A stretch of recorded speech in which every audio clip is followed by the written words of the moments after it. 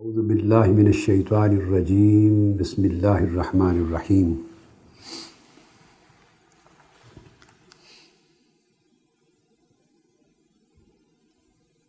فقد ناصرہ اللہ اذ اخرجہ الذین کفروا ثانی اثنین اذ ہما فی الغار اذ یقول لصاحبہ لا تحزن ان اللہ معنا فأنزل اللہ سکینتہ علیہ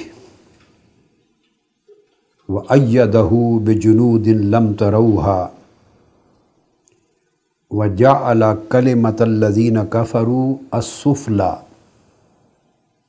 وکلمۃ اللہ ہی العلیٰ واللہ عزیز حکیم صدق اللہ مولانا العظیم۔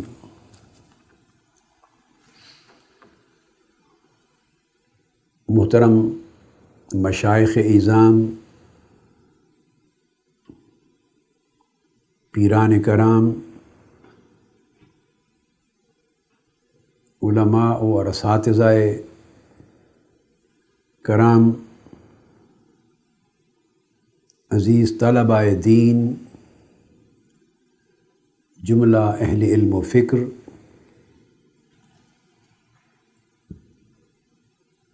جمیع افراد امت مسلمہ، سامعین و ناظرین، الحمدللہ تعالی ہم نے پچھلی نشست میں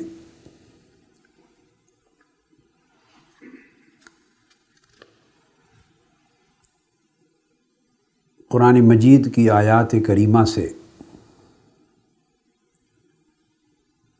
خلفائے راشدین اور صحابہ کرام کا عظیم تذکرہ شروع کیا تھا، اور اس سے قبل کم و بیش 6-7 گھنٹے کی گفتگو جو پچھلی کئی نشستوں میں مکمل ہوئی، وہ اس موضوع کے مقدمات پر اور بنیادی اور اصولی کلیات پر مشتمل تھی، تاکہ نفس موضوع کا بنیادی تصور، اس کے بنیادی مقدمات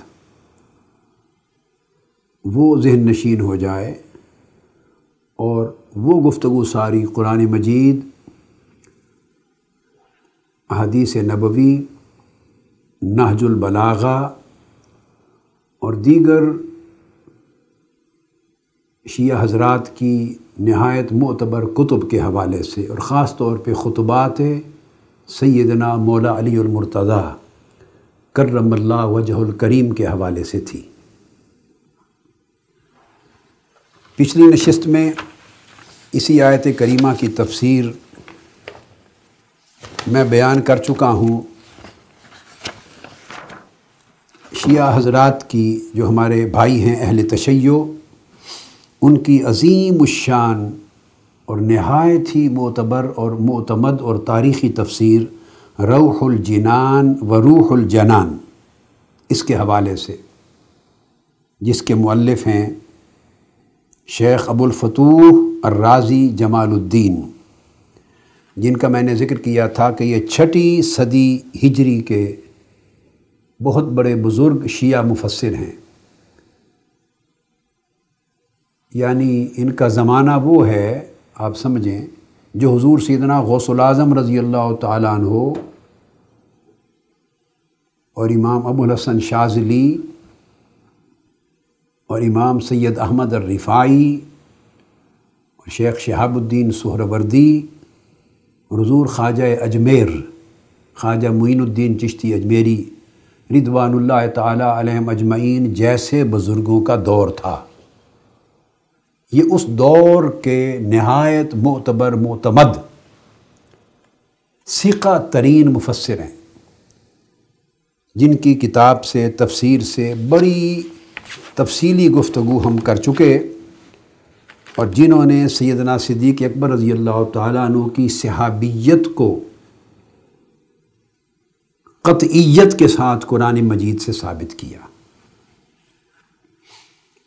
آج کی گفتگو اسی ہی آیہ کریمہ کی تفسیر میں، جیسا کہ میں نے عرض کیا تھا، وہ آیت اللہ السید محمد حسین طباطبائی ان کی تفسیر سے کر رہے ہیں۔ بہت بڑے نامور بزرگ ہیں اور اہل تشیع کی علمی تاریخ میں ان کا پایہ بہت بلند ہے۔ آیت اللہ طباطبائی، ان کی تفسیر ہے المیزان فی تفسیر القرآن، نویں جلد ہے، نویں، جس جلد میں یہ آیت کریمہ اور اس کی تفسیر آئی ہے۔ آیت کریمہ سورہ توبہ کی ہے، آیت نمبر 40۔ اب اس آیت کریمہ کو بیان کرنے کے بعد میں اجمالاً عرض کر دوں کہ اس امر میں اہل سنت اور اہل تشیع دونوں، ہر دو طرف کے ائمہ تفسیر اور علماء تفسیر اور علماء اور محققین، ہر دو طرف کے، ان کا اجماع ہے اس بات پر، اہل سنت اور اہل تشیع کے درمیان اس امر پہ کوئی اختلاف اور نزاع ہی نہیں ہے کہ یہ آیہ کریمہ سیدنا ابو بکر صدیق رضی اللہ تعالیٰ عنہ کی شان میں نازل ہوئی۔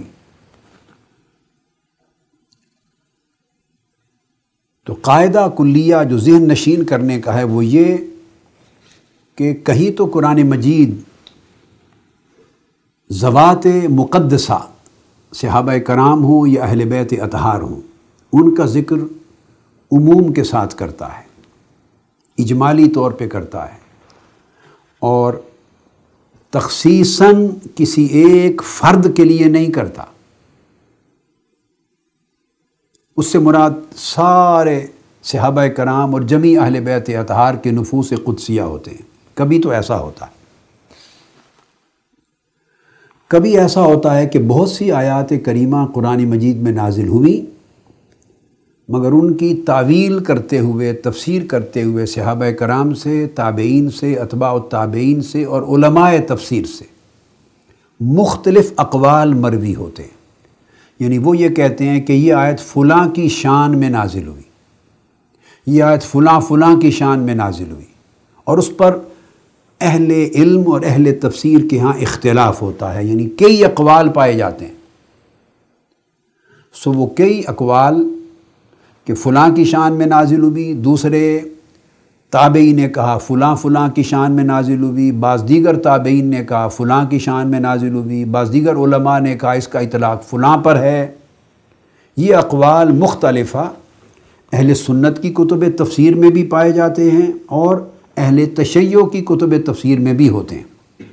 یہ دوسری قسم ہے کہ اس پر تعویل میں، تشریح میں، تعبیر میں، اطلاق میں، انطباق میں، منطبق کرنے پر اختلاف ہوتا ہے، اور کوئی کسی قول کو ترجیح دیتا ہے، کوئی کسی قول کو ترجیح دیتا ہے۔ یہ دوسری قسم ہے۔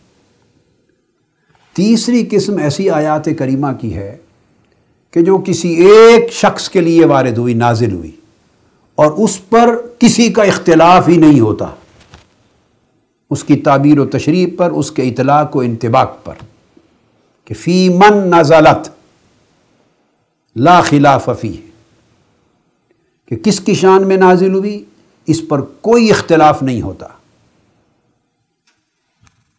یہ تیسری قسم ہے۔ اس کے بعد ایک چوتھی قسم بھی۔ یہ تیسری قسم یوں ہے کہ مثلا کوئی اختلاف نہیں اہل سنت کے ائمہ تفسیر میں، صحابہ کرام، تابعین، اتباع التابعین سے لے کر ائمہ تفسیر تک اہل سنت میں سارے متفق ہیں کہ فلاں کی شان میں نازل ہوئی، یا اہل تشیع سارے متفق ہیں کہ فلاں کی شان میں، فلاں کے بارے میں نازل ہوئی الگ۔ یہ تیسری قسم ہو جاتی۔ چوتھی قسم ایسی آیات کریمہ کی ہے، اور یہ آیت کریمہ اس چوتھی قسم میں آتی ہے جس پر جمیع اتفاق ہے، کامل اجماع ہے، اہل سنت کا بھی اور اہل تشیع کا بھی۔ نہ اہل سنت کی کتب میں دوسری رائے اور دوسرا قول ہے، نہ اہل تشیع کی کتب میں کوئی دوسری رائے اور دوسرا قول ہے۔ دونوں گھر جس پر مجتمع متفق ہیں۔ اتنا بڑا اتفاق کسی ایک آیت کریمہ کی تفسیر پر کم مواقع پر ہوتا ہے کہ یہ فلاں شخص کی شان میں نازل ہوئی، سب سے بڑا اجماع اور اتفاق ہے۔ اور یہ وہ آیت کریمہ ہے جس پر اہل سنت اور اہل تشیع میں گویا امت کا، صحابہ کرام اور تابعین سے لے کر اہل بیت اطہار سے لے کر آج کی اس سال، اس صدی تک جس میں ہم زندہ ہیں، 1500 سال کی تاریخ میں ہر دو مذہب میں سے کسی طرف کا اختلاف نہیں ہوا۔ یہ ہے خاص نکتہ جس پر میں سامعین کو، ناظرین کو اور سمجھنے والوں کو اور اہل حق کی تلاش کرنے والوں کو بطور خاص متوجہ کرنا چاہتا ہوں۔ اتنا بڑا اجماع اور اتفاق ہے کہ یہ حضور علیہ الصلوۃ والسلام کے ساتھ جس کا ذکر ہے ثانی اثنین، دو میں سے دوسرا، اس سے مراد صرف اور صرف اور صرف سیدنا صدیق اکبر رضی اللہ تعالیٰ عنہ۔ نہ اس پر شیعہ مفسرین نے دوسری بات کہی، نہ اس پر اہل سنت کے مفسرین نے دوسری بات کہی۔ اب یہ بات میں نے بہت زور دے کر اس لیے کہی کہ اختلاف تو اس پر رہا نہیں کہ قرآن کا یہ مراد ہے، قرآن کی مراد۔ تو اب دیکھیے کہ قرآن نے سیدنا ابو بکر صدیق رضی اللہ تعالیٰ عنہ کا ذکر کس پیرائے میں کیا ہے۔ اس کا بیان کچھ میں کل کر چکا ہوں، آج شاید ایک دو نئے پہلو گفتگو میں آ جائیں۔ پہلی بات تو میں کل کر چکا ہوں، آج دہرانا نہیں چاہتا، صرف اشارہ ہے۔ ثانی اثنین، دو میں سے دوسرا۔ الحمد سے والناس تک پورے قرآن مجید کو پڑھ لیجئے، نہ کسی اور صحابی کے لیے، نہ کسی اہل بیت اطہار میں سے کسی نفس مقدس کے لیے یہ ٹائٹل پورے قرآن میں اللہ نے وارد نہیں کیا۔ یہ ٹائٹل قرآن مجید میں اللہ رب العزت نے کسی کے حق میں نازل نہیں کیا۔ ثانی اثنین۔ اب دیکھیے اس میں شان کا اظہار بھی ہے اور عظمت کا اخفاء بھی ہے، چھپایا ہوا ہے اثنین کے پردوں میں، دو میں سے دوسرا۔ یہ ابو بکر صدیق رضی اللہ تعالیٰ عنہ ہے، اور یہ ایک ایسا بیان اخفاء ہے جس میں گویا فنا اور انضمام ہے۔ اس کو کہا ہے دو میں سے دوسرا جسے مقام فنائیت حاصل ہے، گویا جدائی کی دیوار کو گرا دیا ہے، تفریق کی دیوار کو مسمار کر دیا ہے۔ اور آگے فرمایا اذ ہما، جب وہ دونوں غار میں تھے، اذ ہما فی الغار۔ اب دوسرا شان سمجھیے، بیان شان کا۔ آپ قرآن مجید کو پڑھ لیں، یہ میں اہل سنت طالبین حق ہیں، اہل تشیع طالبین حق ہیں، میں آپ کو ہمیشہ یہ بار بار ہر روز کہتا ہوں کہ خدا کے لیے میری گفتگو آکیوپائیڈ مائنڈز کے ساتھ نہ سنیں، پھر فائدہ نہیں ہوگا۔ پھر آپ ایک کان سے سنتے جائیں گے، ادھر سے نکالتے جائیں گے، اور یہ تلاش حق کرنے والے کی شان نہیں ہے کہ ذہن کو پہلے خیالات سے بھر لیا تو پھر تو جگہ ہی نہیں چھوڑی آپ نے میری بات کو سن کے اندر ذہن میں داخل کرنے کی۔ آپ ذہن کو خالی رکھیں، میری بات کو سنیں، قرآن کے حوالے سے کیا کہہ رہا ہوں، حدیث کے حوالے سے کیا کہہ رہا ہوں، مولا علی شیر خدا کی تعلیم کے حوالے سے کیا کہہ رہا ہوں، کتب اہل تشیع کے حوالے سے، ائمہ اطہار اہل بیت کے حوالے سے کیا کہہ رہا ہوں، سنیں۔ ایک بار سنیں، انہیں موقع دیں ذہن تک جانے کا۔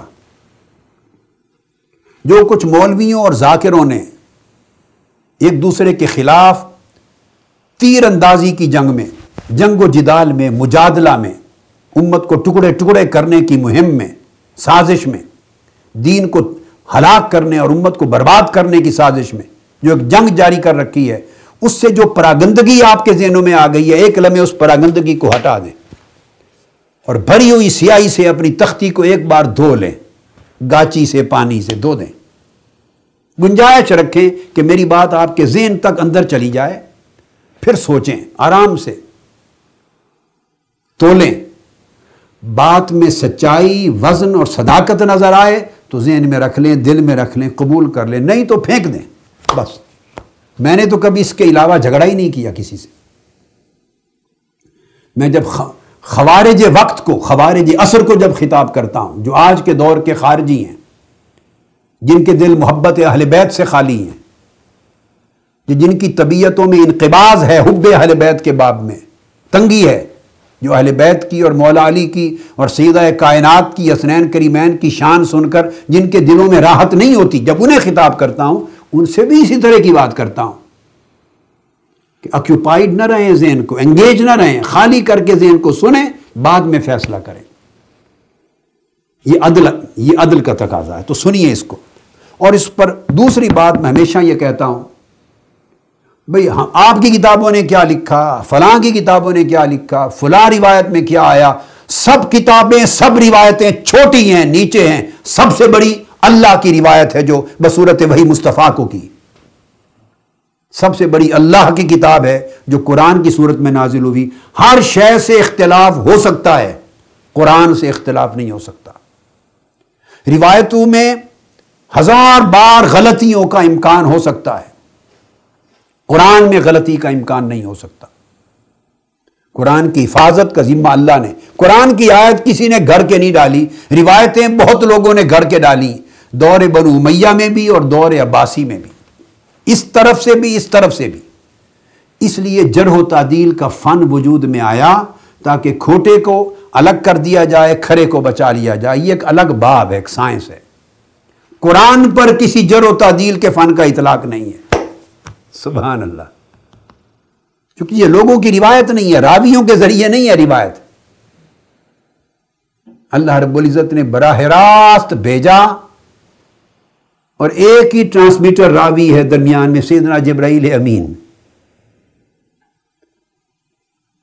اور جبرائیل امین نے اتنا لفظ بھی نہیں بولا جو عام راوی بولتا ہے، قال قال رسول اللہ، اتنا بھی نہیں کہا یا رسول اللہ، قال قال اللہ بھی نہیں کہا۔ یہ لفظ ایڈ کرنے کی بھی اجازت نہیں تھی، جو اللہ نے نازل کیا قلب مصطفیٰ پہ اتار دیا، اس میں کوئی دخل اندازی نہیں ہے۔ تو دوسرا کلام فرمایا اذ ہما فی الغار، جب وہ دونوں غار میں تھے۔ اب جو بات کہنا چاہتا ہوں، آپ الحم سے والناس تک پورے قرآن مجید کا مطالعہ کر لیں، دو باتیں کلیئر ہیں، آپ کو نہیں ملیں گی کہ اللہ اپنا ذکر کرے اور اپنے محبوب کا کسی مخلوق کا ذکر کرے اور دونوں کو ایک ضمیر میں جمع کر دے۔ یہ شان سوائے تاجدار کائنات محمد مصطفیٰ صلی اللہ تعالی علیہ وآلہ وسلم کے کسی اور کو اللہ نے عطا نہیں کی۔ خواہ وہ ضمیر جو ہے واحد کی ہو، خواہ وہ تثنیہ کی ہو، مگر ضمیر ایک ہو، خواہ ہو خواہ ہما ہو، یہ ایک الگ بات ہے۔ ضمیر ایک ہی ہے مگر ہو واحد کے لیے استعمال ہوتی ہے، ہما دو کے لیے استعمال ہوتا ہے۔ اس دونوں کو، ہو کو بھی ہو کو بھی، اہل علم و فن یہ کہیں گے کہ دو کا ذکر ایک ہی ضمیر میں کیا ہے، ایک ہی ضمیر میں کیا ہے، پھر کہتے ہیں کہ یہ ضمیر ہے للواحد، یہ ضمیر ہے للاثنین۔ تو اللہ رب العزت اپنے اور اپنے محبوب کو ایک ضمیر میں جمع کرتا ہے، ضمیر واحد میں بھی جمع کیا ہے، اور احادیث میں درجنوں احادیث ہیں آقا علیہ الصلوۃ والسلام کی زبان اقدس میں جس میں اللہ اور اللہ کے رسول کو ایک ہی ضمیر میں ہما کہہ کے جمع کیا ہے۔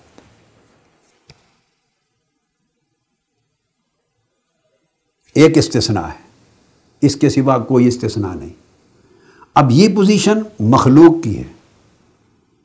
آقا علیہ الصلوۃ والسلام کا تذکرہ جب آتا ہے تو بہت کم ہے کہ حضور اپنے ساتھ کسی اور کو ملا کے تو ایک ضمیر ہما کی استعمال ہوئی ہو، الگ الگ ذکر آتے ہیں۔ اب یہ حدیث نبوی کا مضمون نہیں ہے، یہ قرآن ہے۔ قرآن میں اللہ تبارک و تعالیٰ نے مصطفیٰ کو صلی اللہ علیہ وسلم اور اس محبوب صحابی مصطفیٰ ابو بکر صدیق کو، دونوں کو اکٹھا ایک ضمیر میں بیان کیا ہے۔ اللہ نے قربت کے بیان کی انتہا کر دی ہے، دونوں کو جمع کرنے، ان کی قربت، ان کی فنائیت انتہا کر دی ہے بیان میں۔ اذ ہما فی الغار، جب وہ دونوں غار میں تھے۔ تو جب ہما ایک ہی ضمیر تثنیہ میں جب دو کو جمع کر دیا جائے تو اس کا مطلب ہے اللہ رب العزت کا یہ فیصلہ ہے کہ مصطفیٰ اور میرے مصطفیٰ کا یہ غلام ابو بکر کبھی جدا نہیں ہوں گے۔ جب اللہ نے ہما بنا کر دونوں کو ایک ضمیر میں جمع کر دیا، جن کو اللہ نے جمع کر دیا ان کو کوئی اور انسان جدا کیسے کر سکتا ہے؟ یہ صدیق اکبر کیسے حضور سے جدا ہو سکتے ہیں؟ ان کا جدا ہونا تو پھر معاذ اللہ کے کلام کو غلط کر دے گا، نفی کر دے گا، تکذیب کر دے گا۔ کیونکہ اللہ جب کلام کرتا ہے تو ایک دن کا علم نہیں رکھتا، یہ نہیں کہ اس ہفتے کا حال جانتا ہے اور اگلے ہفتے کا معلوم نہیں، مہینے سال کا حال جانتا ہے، اگلے سال کا معلوم نہیں، 23 سال کا حال جانتا ہے یا 10 سال کا، تو وصال رسول صلی اللہ علیہ وسلم کے بعد کا حال معلوم نہیں۔ اللہ کے علم کی شان یہ نہیں ہے، ازل سے ابد تک وہ سارا علم رکھتا ہے، عالم الغیب والشہادہ۔ جب وہ ایک شان کسی کو دیتا ہے تو آگے پیچھے سب کچھ دیکھ کر دیتا ہے۔ اس کو علم ہے کہ یہ نہ غار میں جدا ہوئے ہیں، اکٹھے ہیں، اور بعد از وفات مزار میں بھی اکٹھے رہیں گے۔ اذ ہما فی الغار اشارہ کر رہا ہے کہ یکونا ہما فی المزار، یہ دونوں مزار میں بھی اکٹھے ہوں گے۔ یعنی حضور کے وصال کے بعد میں بھی ہما میں جو جمعیت پیدا کر دی تھی، شان جمع، وہ کبھی ختم نہیں ہوگی۔ یہ خاص نقطہ ہے۔ پھر تیسری بات، اذ یقول لصاحبہ، پھر ارشاد فرمایا جب وہ اپنے صحابی سے کہہ رہے تھے۔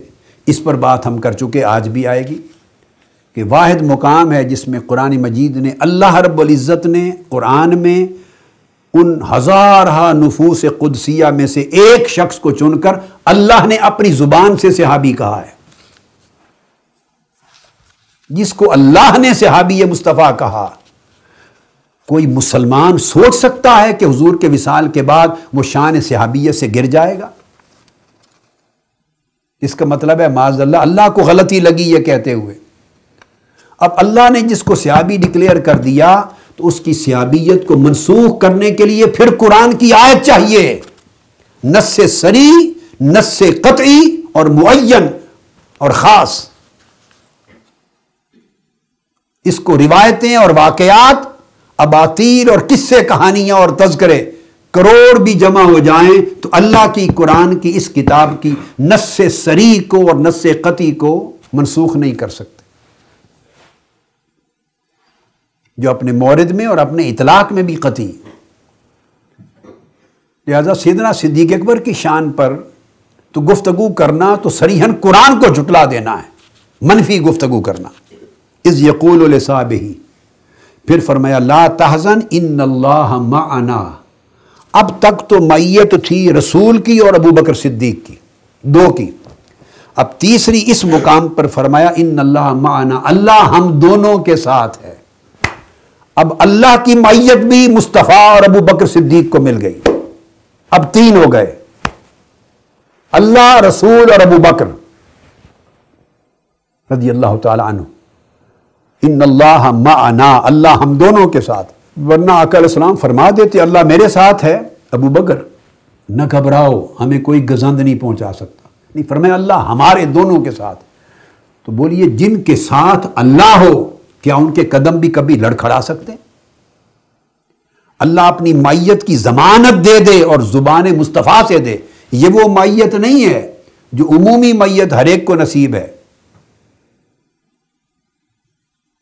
نحن اقرب الیہ من حبل الورید، عمومی بات نہیں ہے، یہ خصوص کے ساتھ کلام ہے۔ اور پھر پانچواں درجہ مائیت ایسی نہیں ہے کہ مائیت ملی اور چھوٹ گئی، نہیں، فانزل اللہ سکینتہ علیہ، اس پر سکینت اللہ نے ان کے دل پہ نازل کر دی تاکہ مرتے دم تک استقامت نصیب ہو جائے۔ اب مائیت محمدی اور مائیت الہیہ میں استقامت بھی نصیب ہو گئی، استقامت بھی نصیب ہو گئی۔ یہ 5 شانیں ہیں جو اس ایک آیت کریمہ میں سیدنا صدیق اکبر رضی اللہ تعالیٰ عنہ کے مقام کو بلند کرتی ہیں۔ اب یہ آیت اللہ تبائی اس آیت کریمہ کے تحت میں نے جیسے کہ عرض کیا تھا کہ اس پر کوئی اختلاف نہیں اہل سنت اور اہل تشیع کے درمیان، اب اس پر دلیل لا رہا ہوں۔ یہ کتاب المیزان، اس کی جلد 9 صفحہ 279 279، اس میں آپ لکھتے ہیں والمراد بصاحبہ هو ابو بکر، اگلا لفظ غور سے سنیے، للنقل القطعی، یہ روایت قطعیہ ہے، اس میں کسی شک و شبہ کا امکان نہیں، اس کو رد کرنا اپنے ایمان کو خراب کرنا ہے۔ یہ لفظ لکھے ہیں آیت اللہ تبائی نے، هو ابو بکر للنقل القطعی، کیا ضرورت تھی اگلا لفظ لکھنے کی؟ انہوں نے ہر شک و شبہ کی جڑ کاٹ دی۔ اس کے بعد آیت اللہ تبائی ہی خود اپنی تفسیر میں پھر بحث معصور بھی لاتے ہیں، روایات کی بحث بھی لاتے ہیں، اور روایات سے اور مرویات سے بھی حدیث قرآن مجید کی تفسیر کو ثابت کرتے ہیں۔ اس میں حضرت عبداللہ ابن عباس رضی اللہ تعالیٰ عنہ، اور یہ صحابی بھی اہل بیت میں سے ہیں اور مولا علی شیر خدا کے مصاحبین میں سے، حضرت ابن عباس اہل بیت میں سے، حضرت عباس بن عبد المطلب کے صاحبزادے، اور سیدنا مولا علی شیر خدا کے اسی طرح سگے چچا زاد بھائی۔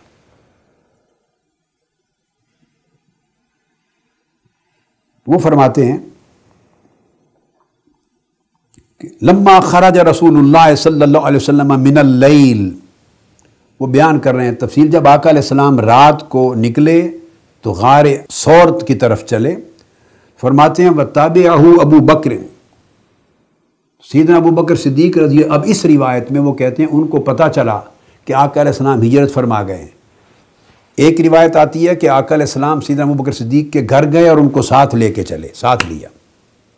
ایک روایت ہے کہ آپ چلے اور سیدنا صدیق اکبر کو خبر تھی، آپ ان کے پیچھے چلے، یہ اللہ نے آگاہ کر دیا تو ان کے پیچھے آئے۔ انہوں نے دوسری روایت کو لے کر بیان کیا ہے، لطیف بات، اب یہاں آقا علیہ السلام کے اعتماد کا اظہار ہو رہا ہے کہ سیدنا ابو بکر صدیق کی وفاداری اور جان نثاری پر حضور علیہ السلام کا اعتماد کتنا تھا، کامل یقین۔ جب وہ ان کے پیچھے چلے، فلما سمع رسول اللہ صلی اللہ علیہ وسلم حسہ خلفہ خاف ان یکون الطلب، جب کسی آدمی کے پیچھے چلنے کی آہٹ آئی، پیچھے چلنے کی قدموں کی آہٹ سنائی دی، اور آپ نے محسوس کر لیا کہ کوئی آدمی، چونکہ رات کا وقت تھا، پیچھے آ رہا ہے، تو آپ نے یہ خیال کیا کہ شاید کفار جو میری تلاش میں نکلے ہیں کہیں وہ نہ آ نکلے ہوں۔ لیکن فلما رآ ذالک ابو بکر تنحنح فلما سمع ذالک رسول اللہ صلی اللہ رسول اللہ عرفہ فقام له حتی تبعہ فأتی الغار، اور جب آپ کو پتہ چلا کہ ابو بکر صدیق رضی اللہ تعالیٰ عنہ ہے، آقا علیہ السلام خوش ہو گئے، ویلکم کیا اور کھڑے ہو گئے، ان کو پہچانا، انہوں نے اپنی پہچان کروائی، اور آپ کھڑے رہے سیدنا ابو بکر صدیق کی آمد کی انتظار تک کہ مجھے مل لے۔ جب وہ آپ سے مل گئے، اتنی دیر کھڑے ہو کے انتظار کیا، تو تب دونوں مل کے غار میں گئے۔ اس پر کہتے ہیں اذ ہما فی الغار، جب وہ دونوں غار میں۔ پھر آیت اللہ تبائی لکھتے ہیں قال فماکث ہوا وابو بکر فی الغار ثلاثۃ ایام، رسول اللہ صلی اللہ علیہ وآلہ وسلم اور حضرت ابو بکر دونوں غار ثور میں 3 دن اور 3 راتیں قیام پذیر رہے۔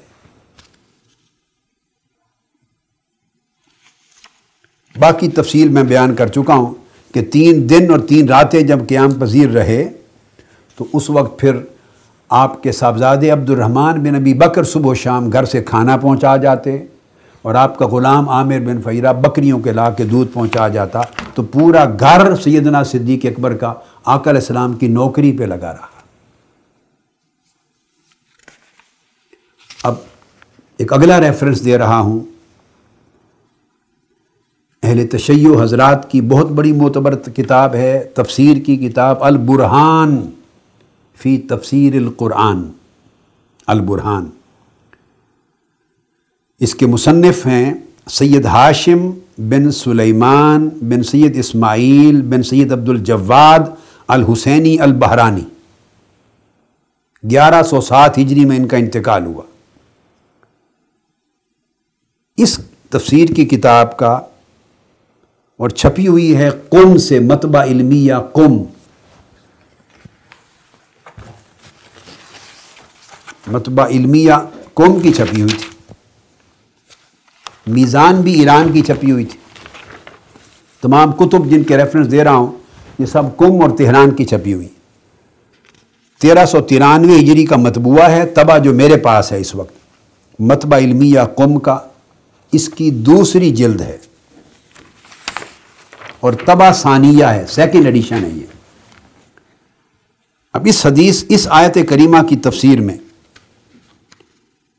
وہ بیان کرتے ہیں کہ آقا علیہ السلام نے سیدنا صدیق اکبر رضی اللہ تعالیٰ عنہ کو کشف بھی کرایا غار ثور میں، ان کی آنکھوں پر ہاتھ رکھا اور انہوں نے دیکھا سیدنا ابو بکر صدیق نے کہ حضرت جعفر بن ابی طالب اور ان کے لوگ دریا میں آ رہے ہیں، سمندر میں کشتی میں سوار آ رہے تھے، ان کو وہ منظر دکھایا، اور مدینہ طیبہ میں انصار جو انتظار کر رہے تھے آمد مصطفیٰ کی، تو غار ثور سے بٹھا کر مدینہ بھی دکھا دیا۔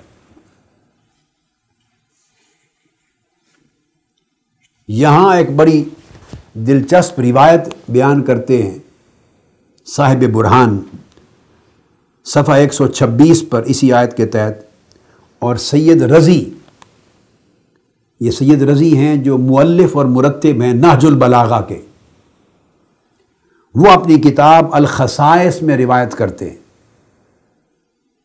الخصائص میں، اور بیان کرتے ہیں کہ یہ اسناد مرفوع کے ساتھ ہے۔ بس آگے میں نے آپ کو عرض کیا تھا کہ ان کے یہاں بالعموم روایت کو، سند پوری کو، روات کو بیان کرنے کا رواج نہیں، بس لکھ دیا کہ اسناد مرفوع کے ساتھ روایت کرتے ہیں، اور راوی جو ہیں سید رضی ہیں لکھنے والے اپنی کتاب الخصائص میں، کہتے ہیں کہ مولا علی شیر خدا امیر المومنین سیدنا علی رضی اللہ تعالیٰ عنہ کے ایک شاگرد نے، آپ کے اصحاب میں سے ایک کسی نے پوچھا، این کنت حیث ذکر اللہ نبیہ و ابا بکر ثانی اثنین اذ فی الغار اذ یقول لصاحبہ لا تحزن ان اللہ معنا۔ آپ کے ایک اصحاب میں سے، تلامذہ میں سے ایک نے پوچھا کہ اے مولا علی شیر خدا امیر المومنین، اس وقت آپ کہاں تھے جب قرآن کی یہ آیت نازل ہوئی رسول اور ابو بکر صدیق رضی اللہ تعالیٰ عنہ کی شان میں؟ اب یہ بات اس سے معلوم یہ ہوا سید رضی کی روایت سے، اسناد مرفوع سے، کہ یہ بات صحابہ کرام میں بھی طے تھی، مولا علی شیر خدا کے وقت میں بھی طے تھی، اور آپ کے تلامذہ کو بھی موجود تھی، اس وقت بھی اختلاف نہیں تھا، آج بھی اختلاف نہیں۔ اس نے صرف یہ سوال کیا کہ آپ کہاں تھے اس وقت جب اللہ نے اتنی بڑی شان کی آیت نازل کی، اتنی عظمت بیان کی، اتنی علو منزلت اور علو قدر بیان ہوئی، اتنی عظیم شان بیان ہوئی ابو بکر صدیق کی اپنے محبوب نبی صلی اللہ علیہ وسلم کے ساتھ۔ ثانی اثنین کہا، اذ یقول لصاحبہ کہا، لا تحزن ان اللہ معنا کہا، دو میں سے دوسرا، جب دونوں غار میں تھے اللہ ہمارے ساتھ ہے، جب اتنی بڑی شانیں بیان ہوئی تو آپ کہاں تھے اس وقت؟ یہ سوال کیا۔ اب امیر المومنین سیدنا علی اور مرتضیٰ جواب دیتے ہیں، فقال امیر المومنین ویحک یا ابن القوا کنت علی فراش رسول اللہ صلی اللہ علیہ وآلہ وسلم، تم ہلاک ہو جاؤ، ہلاک ہو جاؤ تم مجھ سے یہ پوچھنے والے، میں اس وقت مصطفیٰ کے بستر پر لیٹا ہوا تھا۔ اب نصیب کی بات ہے، مجھے تاجدار کائنات کا بستر نصیب کیا اور ابو بکر صدیق کو 3 دن اور 3 رات کو اپنی صحبت اور خلوت نصیب کی، عطا کی غار میں. تو نہ ادھر کوئی زبان اہانت کھول سکتا ہے، نہ ادھر کوئی زبان اہانت کھول سکتا ہے. تو کتنی ناانصافی کی بات ہوگی کہ ایک طرف عقیدت ہو اور ایک طرف یعنی عداوت پیدا ہو جائے. استغفر اللہ العظیم. تو آپ نے فرمایا اس وقت میں آپ کے بستر پہ لیٹا ہوا تھا جب ابو بکر صدیق حضور علیہ السلام کی معیت میں غار ثور میں تھے اور اللہ کی یہ آیتیں نازل ہو رہی تھی. تو گویا مولا علی شیر خدا نے تصدیق کر دی اس پوری تفسیر کی. اب اس کے بعد ایک اگلی تفسیر شیعہ حضرات کی کتاب الصافی فی تفسیر القرآن، اور اس تفسیر کے مؤلف ہیں محقق محمد بن المرتضیٰ المحسن الکاشانی. یہ بھی 11ویں صدی ہجری کے بڑے جلیل القدر شیعہ مفسرین میں سے ہیں. یہ ان کی جلد اول کی جز اول میں ہے یہ آیت کریمہ جو بیان ہوئی، اور یہ بھی طبع اس کا 1393 ہجری کا ہے اور ایران کا طبع ہے، تہران کا، خیابان بوزر کا. کتاب الصافی. اب سورہ توبہ کے اسی آیت کریمہ کی تفسیر میں اذ یقول لصاحب اذ ہما فی الغار اذ یقول لصاحبہ، اس کی تفسیر میں فرماتے ہیں ہوا ابو بکر رضی اللہ تعالی عنہ. بڑی خاص بات ہے، ہوا ابو بکر لا تحزن اے لا تخف ان اللہ معنا بالعصمت والمعونہ.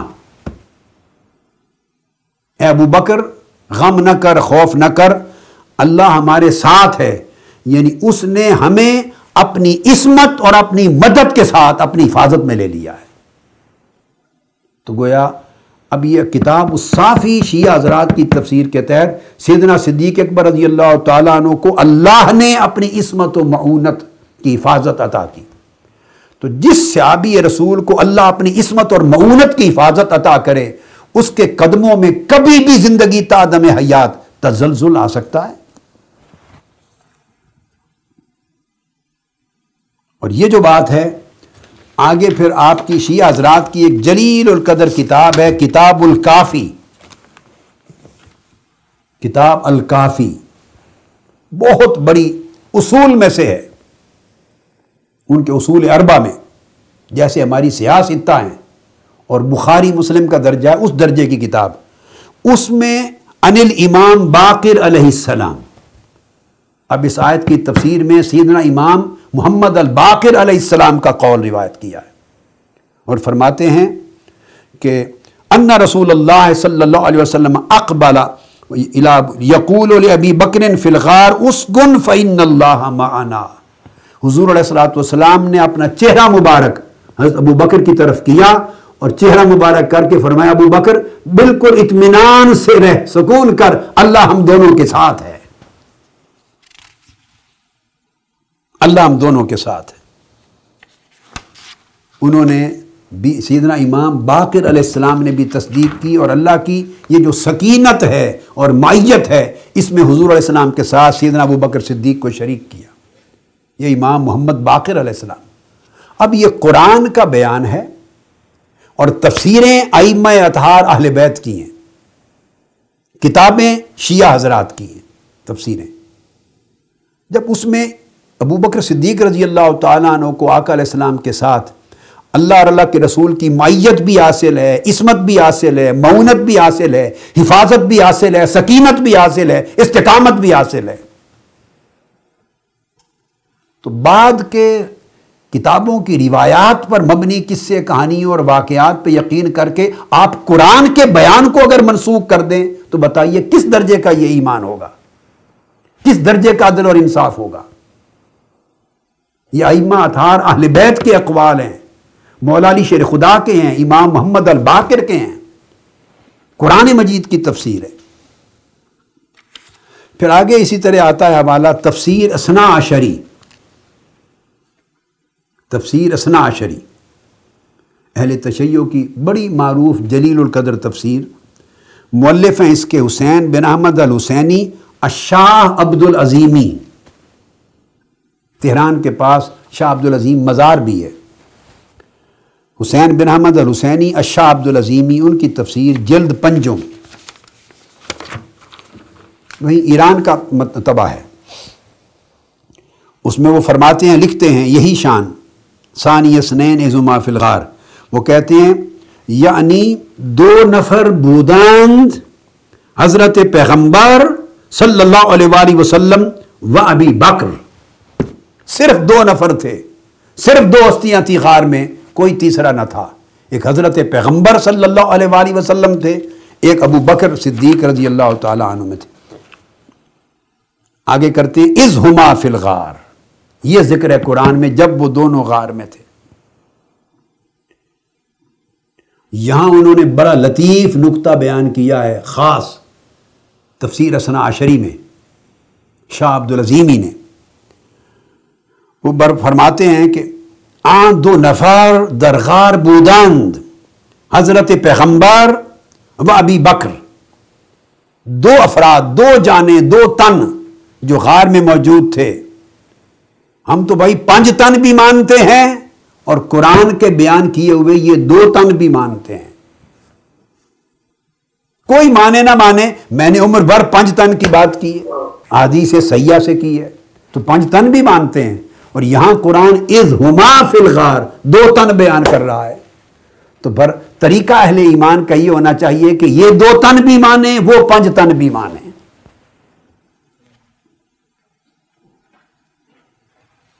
اور وہ آگے بیان کرتے ہیں بڑی خاص بات، درآں حال نصرت فرمود حق تعالی پیغمبر صلی اللہ علیہ وآلہ وسلم را منفردن از ہر شیء مگر ابی بکر۔ بڑی عجیب بات کی، انہوں نے کہا کہ اس مقام پر اللہ تعالیٰ نے جو اپنی نصرت بھیجنے کی بات کی، اپنی مدد کی، اپنی سکینت کی، اپنی معیت کی، اللہ نے اپنی نصرت کی، سکینت کی، معیت کی جو بات کی، وہ رسول اللہ صلی اللہ علیہ وآلہ وسلم پر اتاری، اور اس کو ساری کائنات کے نفوس سے، کائنات انسانی کے جملہ افراد سے منفرد جدا کر دیا، صرف اور صرف اس میں شریک کیا ابو بکر صدیق کو۔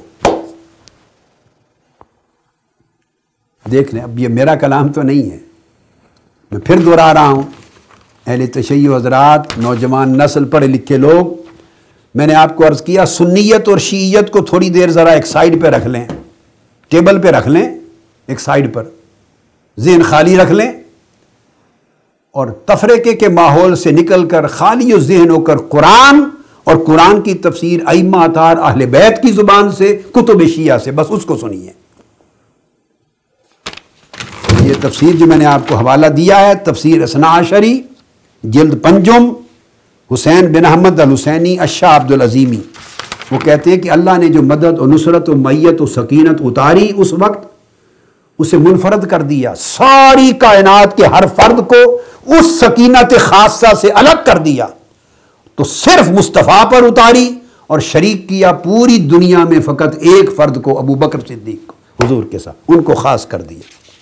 تو جس کو اللہ نے ساری کائنات سے جدا تنہا یک تن کو مصطفیٰ کے ساتھ جوڑا، ہم حضور کے وصال کے بعد اسی کا ہی پھوڑنا ثابت کرنا چاہتے ہیں، تو یہ قرآن کی تکذیب نہیں تو اور کیا ہوگی؟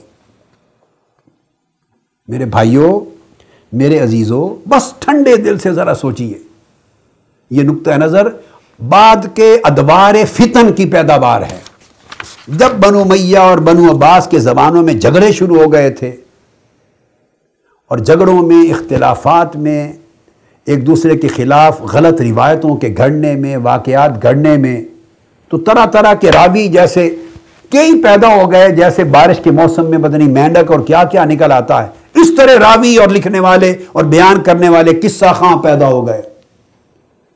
متابے تو تھے نہیں، ہاتھ کے قلمی نسخے ہوتے تھے، وہ روایتیں گھڑتے گئے، سندیں بناتے گئے، واقعات کتابوں میں آ گئے۔ اب ان واقعات پر جب ایک دوسرے کے خلاف علمی اعتقادی جنگ جاری تھی، عداوت تھی، اس ماحول کے وضع کردہ راویوں کے واقعات پر اعتماد کر کے آپ عقیدہ بنا لیں، اور قرآن نے نص صریح میں جو کچھ بیان کیا ہے اس کو چھوڑ دیں اور قرآن کا فیصلہ بھی ان واقعات کی روشنی میں کرنا چاہیں تو گویا یہ قرآن تو رد ہو جائے گا. نہیں، بلکہ میں کہوں گا جو کچھ واقعات میں ملیں ان کا فیصلہ قرآن سے لیں. اگر قرآن کے حکم کے مطابق ہو تو قبول کریں اور قرآن کے حکم سے ٹکراؤ ہو تو ان کو رد کر دیں، قرآن پر ایمان رکھیں. یہ ہے قاعدہ.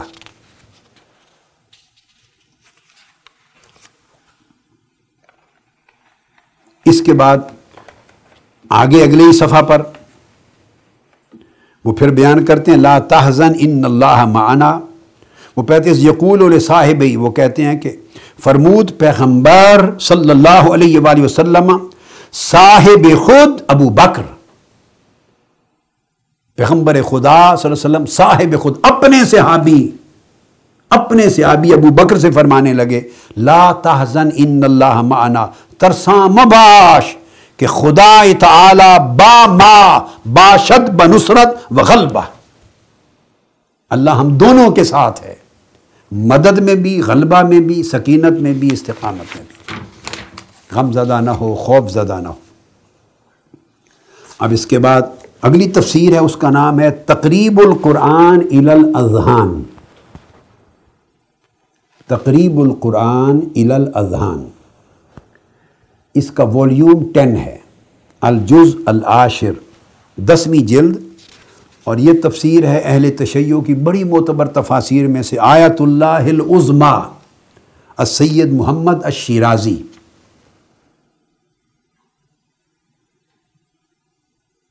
یہ وہ زمانے میں جس طرح جب آیت اللہ خمینی تھے، آیت اللہ گل بائیگانی تھے تہران میں، میری ان سب سے ملاقات ہوئی ہے 1981-82 میں جب میں ایران گیا تھا ایرانی گورنمنٹ کی دعوت پر، تو آیت اللہ العظمیٰ خمینی سے ملاقات ہوئی، ایک کھانا انہوں نے کیا میرا. تہران کے آیت اللہ العظمیٰ گل پائیگانی سے ملاقات ہوئی، آیت اللہ العظمیٰ منتظری سے ملاقات ہوئی، آیت اللہ العظمیٰ مرعشی سے ملاقات ہوئی، اور آیت اللہ العظمیٰ شیرازی سے ملاقات ہوئی. یہ اس زمانے کے مراجع تھے 7 جن کے فتویٰ سے ایرانی انقلاب کی بنیاد بنی تھی، اور جنہوں نے حتیٰ کہ آیت اللہ خمینی کو اپنا امام اور پیشوا اور نائب امام مقرر کیا تھا. یہ مراجع اور مصادر تھے، اتھارٹیز تھے. اور اہل تشیع کے ہاں ان کی تقلید جائز ہے، ان کو وہ مجتہد مطلق تصور کرتے ہیں، ان کی تقلید جائز ہے، اس پائے کے لوگ ہیں. اب ان کی کتاب تقریب القرآن الی الاذہان 10ویں جلد، حوالے اس لیے دے رہا ہوں تاکہ معلوم ہو سکے کہ کہیں اختلاف نہیں. وہ کہتے ہیں جب آقا علیہ السلام مکہ معظمہ سے نکلے تو فقط آپ کی ذات تھی و ابو بکر. وَإِذْ هُمَا فِي الْغَارِ إِذْ يَقُولُ الرَّسُولُ لِصَاحِبِهِ وَهُوَ أَبُو بَكْرَ رضی اللہ تعالی عنہ لَا تَحْزَنْ إِنَّ اللَّهَ مَعَنَا فَأَنزَلَ اللَّهُ سَكِينَتَهُ عَلَيْهِ. میں نے عرض کیا نا آپ کو، قدماء سے لے کر آج کی اس صدی تک کہیں اختلاف نہیں، اس لیے میں ہر زمانے کی تفاسیر کا ریفرنس دے رہا ہوں. اسی طرح ایک اور دور جدید کی بہت بڑی معتبر تفسیر شیعہ حضرات کی التفسیر الکاشف،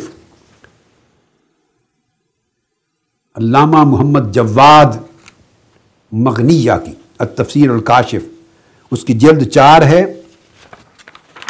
اس کے اندر بھی یہی بات کرتے ہیں.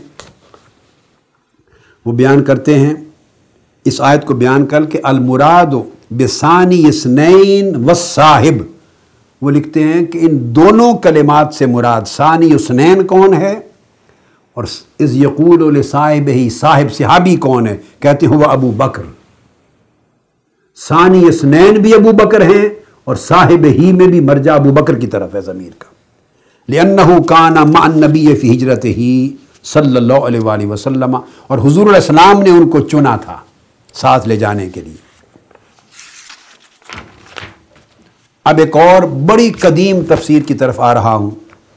شیعہ حضرات کے قدیم مراجع میں مجمع البیان، عرف عام میں اسے تفسیر طبرسی کہتے ہیں. مجمع البیان شیخ ابو علی الفضل بن الحسن الطبرسی، یہ بھی ان کی وفات 548 ہجری میں ہوئی، یعنی حضور سیدنا غوث الاعظم رضی اللہ تعالیٰ عنہ کے وصال سے بھی 12 سال قبل۔ میں آپ کو زمانے بتا رہا ہوں کہ قدیم زمانے سے آج جدید اور ہمارے دور تک کسی زمانے میں اختلاف نہیں رہا صحابیت قطعیہ پر ابو بکر صدیق رضی اللہ تعالیٰ عنہ کی قطعی صحابی ہونے پر۔ تو جب قطعی صحابی پر اجماع رہا ہے امت کا قرآن کی وجہ سے، تو یہ منسوخ کیسے ہو گئی، بدل کیسے گئی؟ کیا کوئی واقعہ اس قرآن کی قطعیت کو کینسل کر سکتا ہے، تبدیل کر سکتا ہے، قرآن کے کلام کو معاذ اللہ غلط ثابت کر سکتا ہے؟ تو اس کی 5ویں جلد ہے، اس میں بھی وہ یہی بات بیان کرتے ہیں، اور وہ کہتے ہیں نص صریح ہے، یہ بات بھی توجہ سے سننے والی، ثانی اثنین کہتے ہیں یعنی انہو کان ہوا و ابو بکر رضی اللہ تعالیٰ عنہ، صرف حضور اور ساتھ ابو بکر صدیق تھے۔ اذ ہما فی الغار لیس معہما ثالث، کوئی تیسرا شخص ان کے ساتھ نہ تھا۔ وہو احد اثنین، اور وہ 2 میں سے ایک تھے۔ فقد نصرہ اللہ منفردا من کل شیء الا من ابی بکر رضی اللہ تعالیٰ عنہ۔ آپ اندازہ کر، تو اللہ پاک نے اس وقت جو ان پر مدد اتاری، معونت اتاری، عصمت اتاری، سکینت اتاری، ہر شے سے اسے جدا رکھا، ہر فرد اس سے خالی اس وقت باہر رہا سوائے رسول اللہ کے اور ابو بکر صدیق کے۔ ہر ایک سے جداگانہ نصرت اور معونت اور عصمت اور استقامت و سکینت عطا کی سوائے ابو بکر صدیق کے۔ ابو بکر کو حضور کی سکینت کے ساتھ شریک کیا۔ تو جس کو اہل بیت کے امام اور شیعہ مفسرین یہ بیان کریں کہ ہر ایک سے منفرد اس سکینت و معیت میں اور معونت و عصمت میں اللہ نے ابو بکر صدیق کو تنہا حضور علیہ السلام کے ساتھ شریک کیا، صرف یہ سوال سوچنے کا ہے کہ جس پر اللہ کو اتنا اعتماد ہے، جس کی وفاداری پر، جس کی ثابت قدمی پر، جس کی جانثاری پر، جس کی صحابیت پر، جس کی قربانی پر، جس کے اخلاص پر، جس کی حسن نیت پر، جس پر اللہ کو اتنا اعتماد ہے کہ 5 لقب دے کے ایک آیت میں بیان کر رہا ہے، اور 1400 سال سے ائمہ اہل بیت اور کتب شیعہ کا بھی اتنا اجماع ہے، تو بتائیے کوئی دلیل اس قرآن سے بڑھ کر ہو سکتی ہے کہ جو اس ابو بکر صدیق کے اعتماد کو توڑ دے، معاذ اللہ اس اعتماد کو شکستہ کر دے اور کہے کہ وہ اللہ کے اعتماد پہ پورے نہیں اترے؟ تو پھر ابو بکر صدیق کا نقص نہیں ہے، اس اعتماد کرنے والے رب کے علم غیب پر شبہ ہوگا، اس کی وحدانیت پر، اس کی ربوبیت پر، اس کی توحید پر زد آئے گی، قرآن پر زد آئے گی معاذ اللہ۔ اب اس باب میں آخری تفسیر جو اس آیت کریمہ کے تحت کوٹ کر رہا ہوں، پھر ہم قرآن مجید کی اگلی آیت کریمہ کی طرف جائیں گے، وہ تفسیر نمونہ ہے۔ یہ تفسیر نمونہ پڑھی ہے ساری، یہ پوری جو آپ دیکھ رہے ہیں یہ تفسیر نمونہ پڑھی ہے میرے پاس۔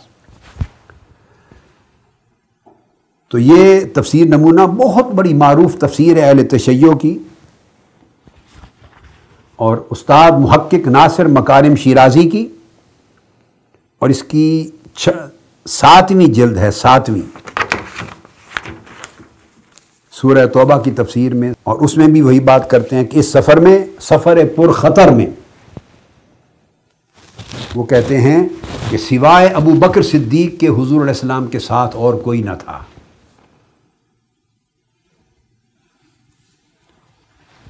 اور اس سفر میں جو خوف و ہراس اور وحشت کا عالم تھا، اب لفظ سنیے تفسیر نمونہ کے، اہل تشیع کے جملہ اہل علم وہ اس تفسیر نمونہ کے نام سے خوب واقف ہیں، اتنی شہرت یافتہ تفسیر ہے، عظیم مرتبے کی۔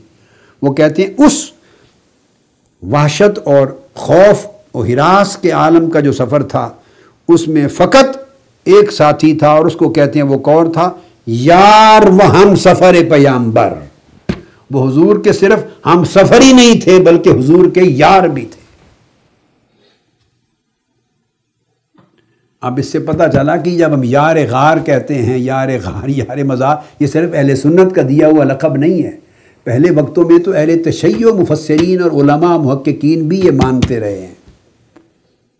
اب فتنوں کا دور ہے، جھگڑے فساد کا دور ہے، تو اب جو بچے یا جو لوگ بیٹھ کے ٹی وی پر یا کسی کے خطاب یا مجلسوں پر سنتے ہیں، انہوں نے کون سی یہ کتابیں اٹھا کے دیکھنی ہے؟ جو بتا دیا وہ سن لیا، جو چھپا دیا وہ رہ گیا۔ وہ کہتے ہیں یار وہ ہم سفر پیامبر، ابو بکر صدیق رضی اللہ تعالیٰ عنہ حضور کے ہم سفر بھی تھے، صاحب اور یار بھی تھے، تو وہ پیامبر اورا دلداری داد، ان کے دل کو خوش کرنے کے لیے، محبت کی اظہار کے لیے، ان کو سکون دینے کے لیے گفت غم مخور خدا باماست، اے میرے یار، اے میرے ہم سفر اور میرے یار، غم نہ کر، اللہ ہم دونوں کے ساتھ ہے۔ وہ کہتے ہیں اذ یقول لصاحبہ لا تحزن ان اللہ معنا، یہ ہے ورود کی شان، شان ورود اس آیت کریمہ میں۔ تو یہ ہم نے گویا ایک آیت کریمہ کا بیان یہ ختم کیا بہت ساری تفاسیر کے ساتھ، اور اگلی آیت کریمہ انشاءاللہ تعالی ہم اگلی نشست میں شروع کرتے ہیں۔ سب میرا پیغام یہ ہے کہ جو کچھ آپ نے سنا قرآن مجید کی تو ایک نص ہی کافی ہوتی ہے، ایک نص ہی، اور یہاں تو درجنوں سنیں گے آپ آیات کریمہ قرآن مجید میں، کوئی سیدنا ابو بکر صدیق کی شان میں، مگر جب میں یہ کہہ رہا ہوں شیعہ کتب تفسیر کے حوالوں سے، میں اہل سنت کی تفاسیر کی کتابوں کو اس سیریز آف لیکچر میں ٹچ بھی نہیں کر رہا ہوں، ہاتھ بھی نہیں لگا رہا اس سیریز میں۔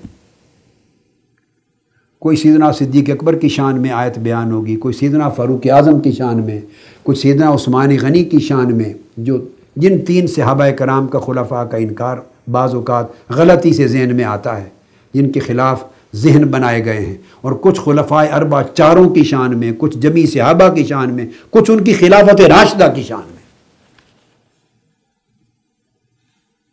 اس کے بعد پھر آپ سوچئے گا کہ اگر قرآن مجید اتنا واضح اور قطعی اور صریح ہے ان کی شان میں، تو کیا بعد کے واقعات اور گھڑی ہوئی روایات اس قابل ہیں کہ وہ قرآن کو منسوخ کر دیں اور قرآن کی دی ہوئی تعلیم کو معاذ اللہ رد کر کے نیا نقطہ نظر ڈیولپ کر دیا جائے؟ اس سوال پر میں آپ کو سوچنے کے لیے وقت چھوڑتا ہوں، اور ابھی اگلی نشست میں انشاءاللہ تعالی اگلی آیت کریمہ سے بات کو شروع کریں گے۔ وما علینا الا البلاغ۔